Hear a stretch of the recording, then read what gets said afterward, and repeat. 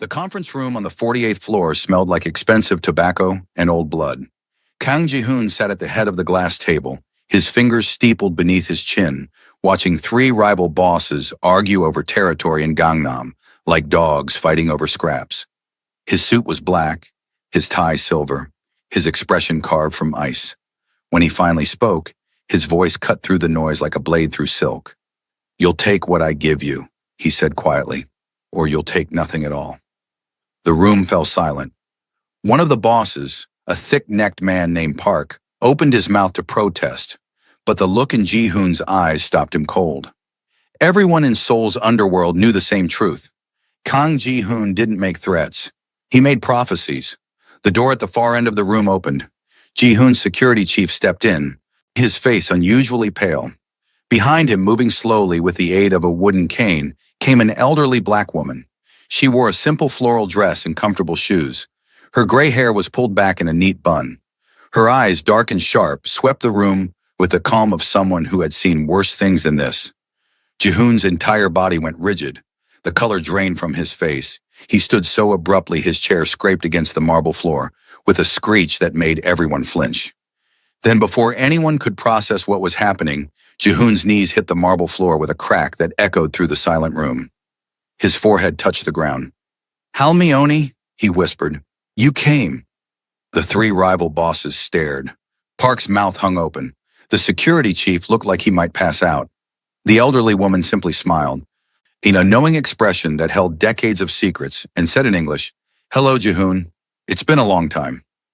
Before we get into why the most feared man in Seoul just bowed to a grandmother he hasn't seen in 50 years, do me a quick favor.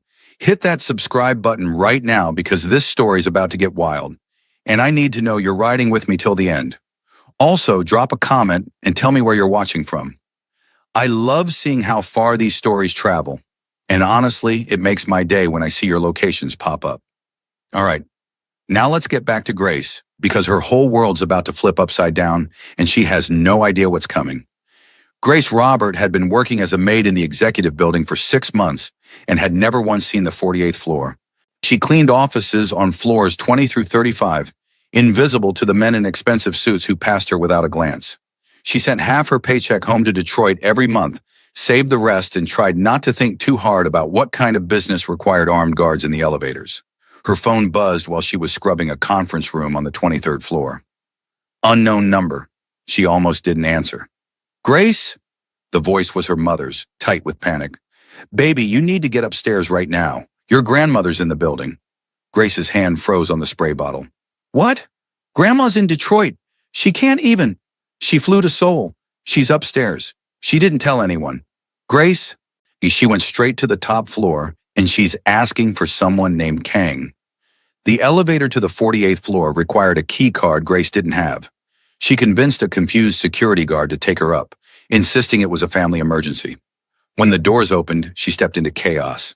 Men in suits were shouting in Korean. Someone was on a phone, voice urgent. And through the crowd, Grace saw her. Grandma Lorraine sat in a leather chair like it was her front porch, calm as Sunday morning. Kang Ji-hoon knelt beside her, not touching, but close enough that his posture screamed reverence. When he saw Grace approaching, he stood slowly, and for the first time since she'd started working there, he looked directly at her. "You're Grace Robert," he said. It wasn't a question. She nodded, too confused to speak. "Your grandmother saved my life," Ji-hoon said. His voice was quiet, meant only for her. 50 years ago, I owe her a debt that can never be repaid." Lorraine chuckled, a dry sound. "Oh, it can be repaid, boy. That's why I'm here." Over the next hour, Grace learned a story that rewrote everything she thought she knew about her family. In 1952, during the Korean War, Lorraine had been a young nurse with a medical unit near Busan. She'd found a 12-year-old boy half dead in a ditch, shot by soldiers who thought he was carrying information. She'd hidden him, nursed him back to health, and when he was strong enough to run, she'd made him promise something. A blood oath, witnessed under the moon, in the tradition his own mother had taught him. "You promised," Lorraine said now, her voice still strong despite her age, "that if I or my blood ever needed you, you would answer. No questions, no conditions." Ji-hoon bowed his head. "I remember." "Good," Lorraine said, "because my granddaughter needs protection, and you're going to give it to her." Grace's stomach dropped. Grandma, what are you talking about? I don't need... There's a man in Detroit, Lorraine said, her eyes hard. Marcus Webb. He thinks you owe him something. He thinks because he helped you get this job, you belong to him. He's been calling me, threatening me, saying he's coming to Seoul to bring you home. Grace felt her throat tighten. Marcus. She'd left Detroit to escape him, a man who'd inserted himself into her life with favors and kindness, until she'd realized too late that he saw her as property. She'd thought an ocean would be enough distance. Jihoon's expression didn't change, but something shifted in the air around him. This man has threatened you. He's not just threatening, Lorraine said. He's already here, in Seoul. He landed yesterday. The room tilted. Grace grabbed the back of a chair to steady herself. How do you know that? Because he called me from the airport, baby, to tell me he's going to find you and make you understand that you don't walk away from him. Jihoon turned to his security chief, who still hovered near the door. He spoke 3 words in Korean, sharp and final. The security chief bowed and disappeared. Then Jihoon looked at Grace, really looked at her, and she saw something unexpected in his eyes. Not pity, respect. You'll stay in my building, he said. Top floor, 24-hour security. He won't get near you. I can't, Grace started. I can't just... The debt is to your blood, Jihoon said. Your grandmother invoked it. You have no choice. Neither do I. Lorraine stood, leaning on her cane, and fixed Jihoon with a look that was part fondness, part warning. You've built yourself an empire on fear, boy. But fear only works until someone isn't afraid of you. Remember that. Jihoon bowed again, deep and formal. I remember everything you taught me, Halmione. By nightfall, Grace was installed in a penthouse suite that probably cost more per night than she made in 6 months.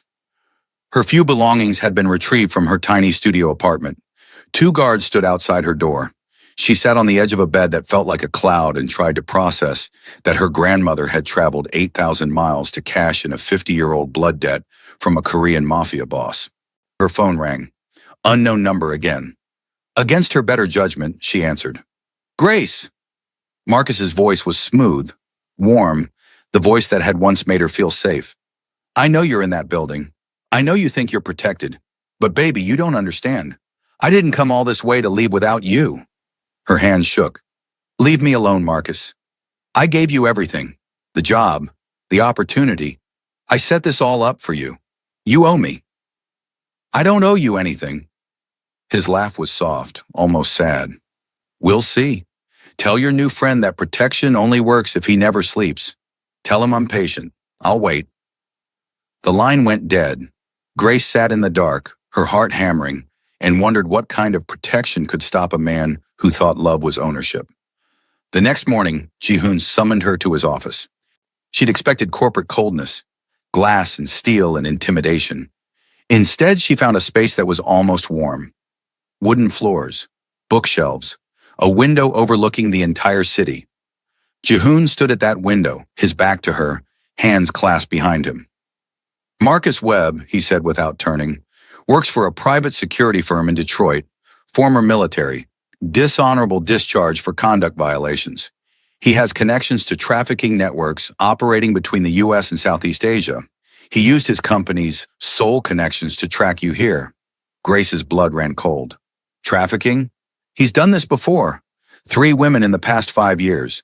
They all disappeared after rejecting him. 2 were eventually found. 1 wasn't. She felt sick. I didn't know. I just thought he was... Obsessive, Jihoon finished. He turned to face her. Dangerous men rarely announce what they are. They show you the mask until it's too late to run.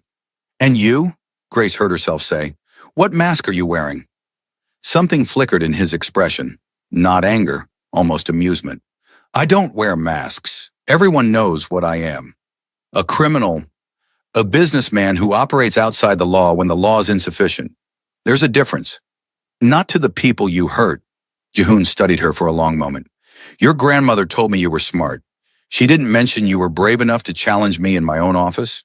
She probably didn't think I'd be stupid enough. Now he did smile. Barely, just a curve at the corner of his mouth. I'm beginning to understand why she traveled so far to protect you. You have her spine. A knock at the door interrupted them. The security chief entered, spoke rapidly in Korean. Jihoon's expression hardened. He replied in the same language, curt and final, then looked at Grace. Marcus Webb was seen outside the building this morning. He's watching the exits. He has at least 2 men with him, possibly more. He's not hiding. He wants you to know he's there. Grace's hands curled into fists. Then I'll call the police. And tell them what? That your ex-boyfriend is standing on a public street? They'll do nothing. By the time he breaks a law they can prosecute, it will be too late. So what do I do? Hide forever. Jihoon walked to his desk, opened a drawer, pulled out a file. He slid it across to her. Inside were photos of Marcus with men she didn't recognize. Documents in Korean and English. Flight records, bank transfers.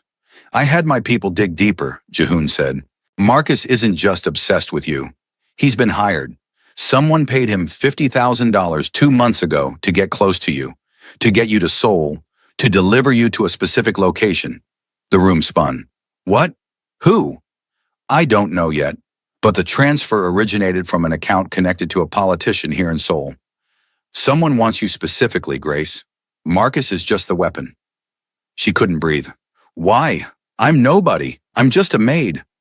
Your grandmother isn't nobody. She has something someone wants.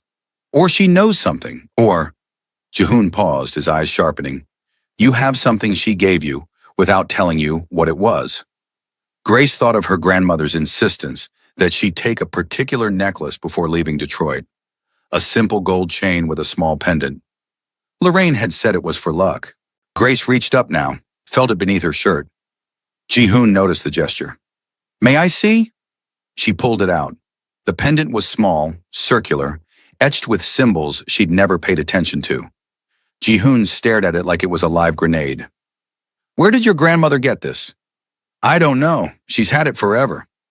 This is a seal, Jihoon said quietly. A family seal. It belonged to the Park family, one of the oldest and most powerful lineages in Korea. This specific seal went missing in 1951.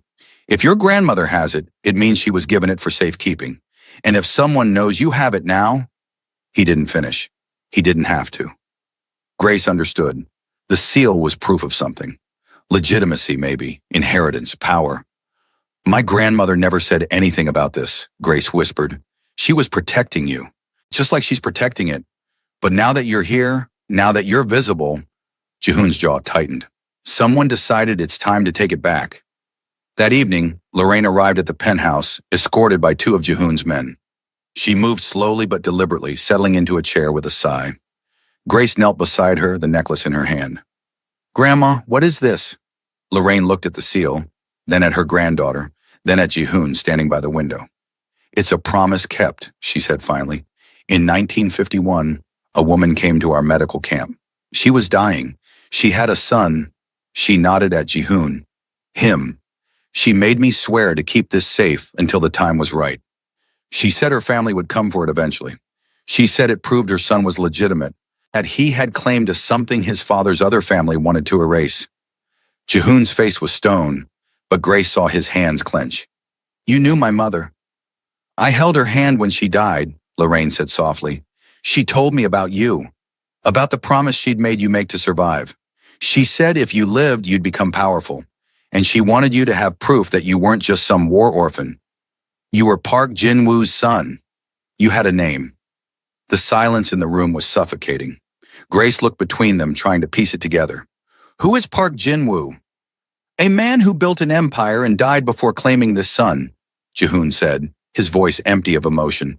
A man whose legitimate children have spent 50 years trying to erase any evidence that I exist. And now they know the seal exists, Lorraine said. They've known for years, but they didn't know where it was, until Grace came to Seoul, until I invoked the debt and brought attention to our family. This isn't your fault, Jihoon said to Lorraine. It's mine. I should have found the seal years ago. I should have. You should have lived your life, Lorraine interrupted, which is what you did, but now it's time to finish it. Grace stood, still holding the necklace. So what? We give it to them? We hand over proof that Jihoon has a claim to whatever empire his father built? No, Jihoon said. We use it. The Park family controls half the shipping in Korea. Legitimate business, but built on foundations that aren't. If I have proof of my legitimacy, I can challenge their control. But if I challenge them, They'll come for me with everything they have. They're already coming for you, Lorraine said. That's why they sent Marcus after Grace. They wanted the seal. They thought she'd be easy to take. Grace felt rage building in her chest. So I'm bait. I've been bait this whole time. You were meant to be, Jihoon said. But you're not. Not anymore. Because now I know what they want, and I'm going to make them regret showing their hand. For the next 3 days, Grace watched Jihoon work. He moved through the city like a storm, meeting with people in shadowed rooms, making calls in languages she didn't understand. His men brought him information, photos, documents, recordings. Slowly, a picture emerged. The current head of the Park family, Park Dae-jung, had orchestrated everything. He'd discovered through old military records that Lorraine had been present at his father's mistress's death. He'd traced Lorraine's family to Grace. He'd hired Marcus, knowing an obsessed ex would be the perfect cover for an abduction. The plan was simple. Grab Grace, threaten her to get the seal, then eliminate everyone who knew about it. But Jihoon was building a counterplan. And Grace, despite her fear, found herself in the middle of it. I need you to meet with Marcus, Jihoon said on the 4th night. Grace stared at him. Are you insane? I need him to think he's winning. I need him to lead us to his employer's intermediary. If we can connect Marcus directly to Park Dae-jung, we can expose the whole operation. And if something goes wrong, I'll be 10 feet away. My men will be everywhere. But Grace, he met her eyes. I won't force you. This is your choice. She thought of the 3 women Marcus had done this to before, the one who'd never been found. She thought of her grandmother, who'd risked everything to save a child in a war zone and had carried a secret for 50 years. She thought of what it meant to be brave when being brave might get you killed. I'll do it, she said. The meeting was set for a cafe in Itaewon, public enough to seem safe. Grace sat at a corner table, the necklace hidden beneath her shirt, her hands steady despite the adrenaline screaming through her veins. When Marcus walked in, he looked exactly as she remembered. Handsome, charming, dangerous. Grace? He slid into the seat across from her, smiling like they were old friends. I'm glad you agreed to see me. I want this to stop, Marcus. Whatever you think is going to happen, it's not. Baby, I think you misunderstand the situation. I didn't come here for you. Well, not just for you. His eyes dropped to her necklace, now visible where she'd deliberately pulled it out. I came for that. Then take it. She pulled it off, held it out. Take it and leave. He reached for it, but his hand stopped inches away. Grace saw calculation flicker across his face. It's not that simple. My employer needs confirmation, needs to make sure it's real, needs to make sure there are no copies, no records, no witnesses. Witnesses like my grandmother. Like anyone who knows the story. Marcus leaned back, his smile fading. You don't get it, Grace. This isn't about a necklace. This is about erasing a problem that's existed for 50 years. Your grandmother made a mistake keeping that seal. Now I have to clean it up. Grace felt ice in her veins. You're going to kill us. I'm going to do my job. But hey, he shrugged. If you cooperate, maybe I can convince them to just make you disappear. New identity, new life. You'd be alive. Without my grandmother. She's old, baby. She had a good run. The rage that filled Grace was white-hot and crystalline. She leaned forward, her voice steady. You're not touching her. You're not touching me. And you're not getting this seal. Marcus's expression darkened. He reached across the table fast, but Grace was faster. She jerked back, and at that exact moment, the cafe's door opened and 6 men in suits walked in. Jihoon wasn't among them, but Grace recognized his security chief. Marcus saw them too. His hand dropped to his side, where she knew he carried a gun. You set me up. I gave you a choice, Grace said. You chose wrong. What happened next was fast and brutal. Marcus drew his weapon, but he never got a shot off. Jihoon's men moved like a single organism, disarming him, forcing him to the ground. Other patrons screamed and ran. Grace stayed in her seat, her heart hammering, watching as they dragged Marcus out the back exit. Jihoon appeared beside her, seemingly from nowhere. Are you hurt? She shook her head, unable to speak. He confessed on recording, Jihoon said quietly. Everything he said about his employer, about eliminating witnesses. It's enough. Enough for what? To start a war. That night, Jihoon released the recording to carefully selected journalists and prosecutors. By morning, Park Dae-jung's name was splashed across every news outlet in Seoul, the legitimate businessman with ties to organized crime. The family patriarch willing to order murders to protect a 50-year-old secret. The man who'd hired foreign operatives to abduct and kill an American citizen on Korean soil. The scandal was nuclear. Park Dae-jung was arrested. His company's stock crashed. His family fractured as different factions tried to distance themselves. And through it all, Jihoon said nothing publicly. He didn't claim his legitimacy. He didn't demand his inheritance. He simply let the Park family destroy itself under the weight of its own corruption. Grace found him 3 days later on the roof of his building, watching the city lights spread out like a galaxy beneath him. She stood beside him, silent for a long moment. "You could have taken everything from them," she said. "You had proof. You had public sympathy. Why didn't you?" Jihoon's expression was unreadable. "Because my mother didn't give your grandmother that seal so I could take something from the Parks. She gave it to her so I would survive, so I would have proof of who I was if I ever needed it. But I built my empire without them. I don't need their legitimacy." "Then what was all this for?" "Justice," he said simply. "They tried to kill you to hide their shame. They needed to pay for that." Grace thought about that, about revenge and justice and the thin line between them, about her grandmother, still safe in the penthouse, who'd carried a secret for 5 decades just to give a dying woman peace, about Jihoon, who'd turned a blood debt into protection and transformed trauma into power. "What happens now?" she asked. "Marcus will be prosecuted here and then extradited. The 2 women he helped disappear, we found them. They're coming home. Park Dae-jung will spend the rest of his life in prison if the prosecutors do their job." Jihoon paused. "And you get to choose what comes next. You can go back to Detroit. You can stay here. You're free, Grace. The debt is paid." "Is it?" She looked at him, really looked at him. "My grandmother saved your life. You saved mine. Doesn't that just create a new debt?" Something shifted in his expression. Not quite a smile, not quite hope, but something vulnerable beneath the armor. "Is that how you see it? As debt?" "No," Grace said slowly. "I see it as connection, as the kind of bond that doesn't erase just because the thread is gone." Jihoon turned to face her fully. In the city lights, his features were softer, younger. "I've spent my life making sure no one could touch me, building walls so high that nothing could get through. And then your grandmother came back into my life and reminded me that some debts aren't transactions. They're promises. They're family," Grace finished. "Family," he agreed. "Something I haven't had since I was 12 years old." She reached out slowly and took his hand. He tensed, then relaxed, his fingers curling around hers. "My grandmother's not going back to Detroit anytime soon," Grace said. "She says Seoul suits her, says she has unfinished business here.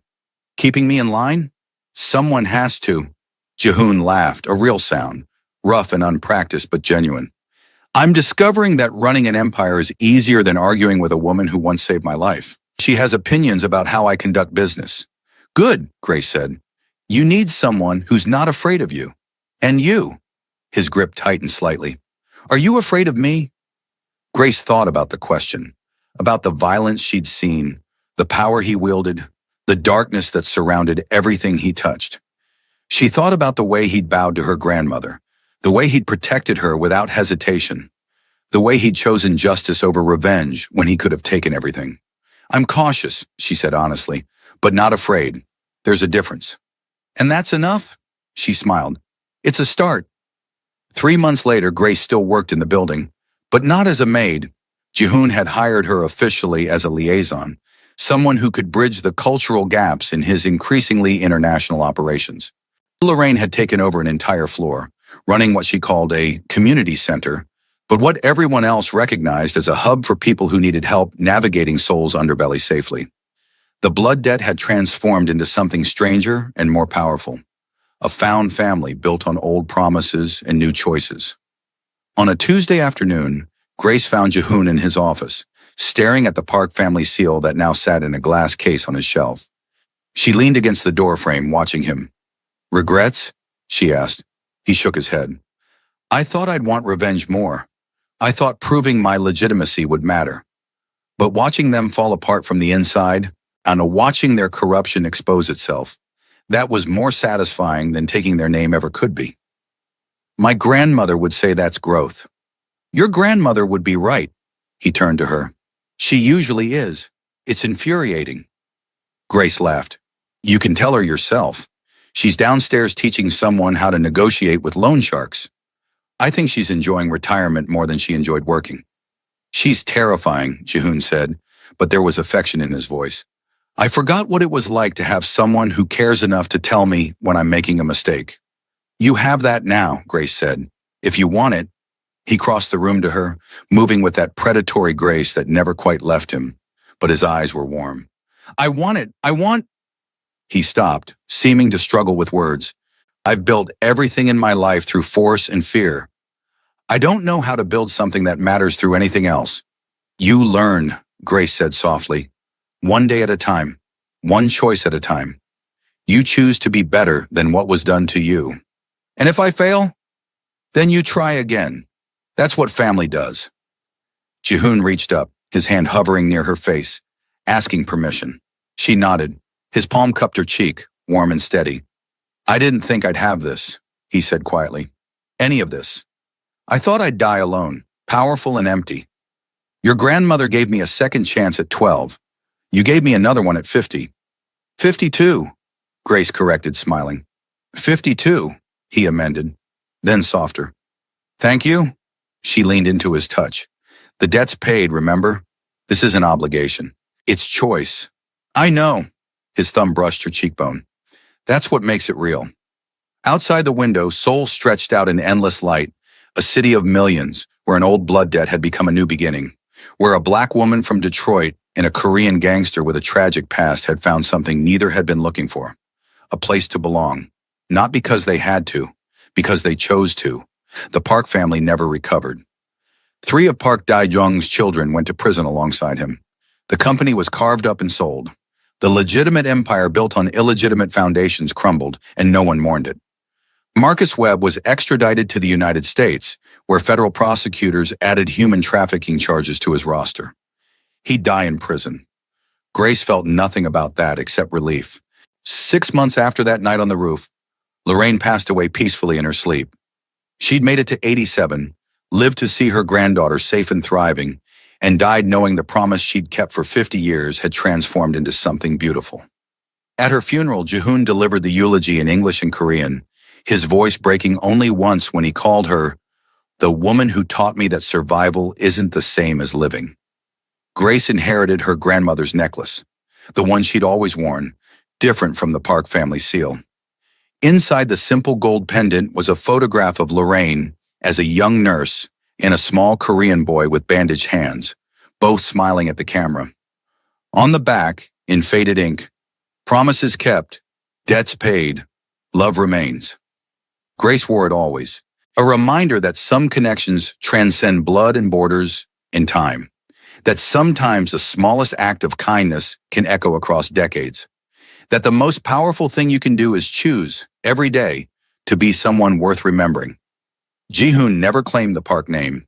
He kept the seal in his office, not as proof of legitimacy, but as a reminder that power means nothing without honor, that empires built on shame always fall, and that the greatest inheritance isn't money or title, it's the knowledge that someone believed you were worth saving.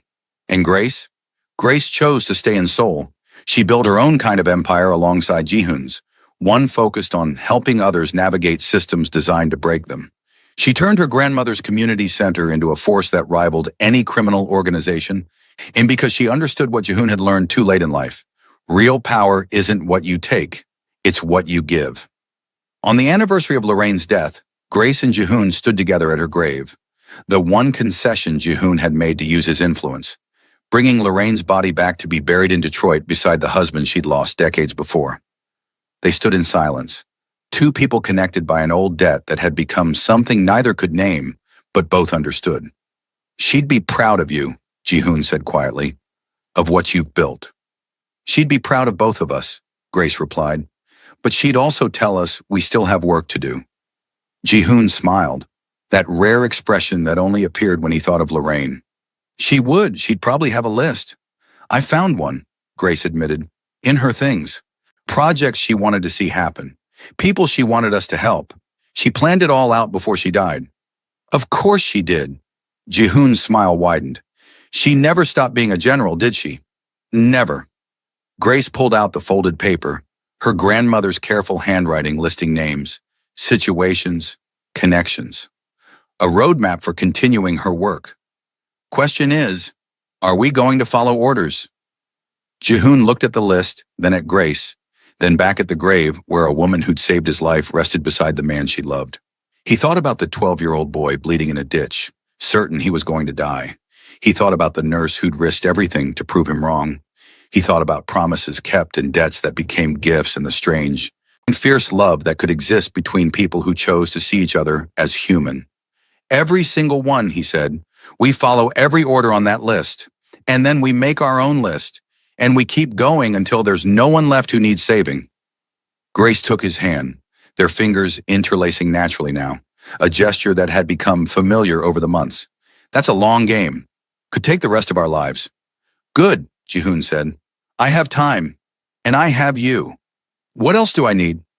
They walked away from the grave together, two people bound by an old promise that had transformed into a new purpose. Behind them, the Detroit wind whispered through the cemetery trees, carrying the sound almost like laughter, almost like approval, almost like Lorraine's voice saying what she'd always said, "Good, now get to work." And they did. For the rest of their lives, they did. So tell me something. If your grandmother showed up tomorrow and told you that you'd been carrying a 50-year-old secret that could get you killed, would you be ready? And here's the real question. Could you fall in love with someone whose world is built on violence? Or would you always be looking over your shoulder, wondering when the darkness catches up? I want to know what you think. Was Ji-hoon's choice to let the Park family destroy themselves the right move? Or should he have claimed what was his and taken everything? Drop your thoughts in the comments because honestly, I'm curious how you would have played this differently. And if you stayed with me through this whole journey, hit that subscribe button. There are more stories coming, and I don't want you to miss a single one.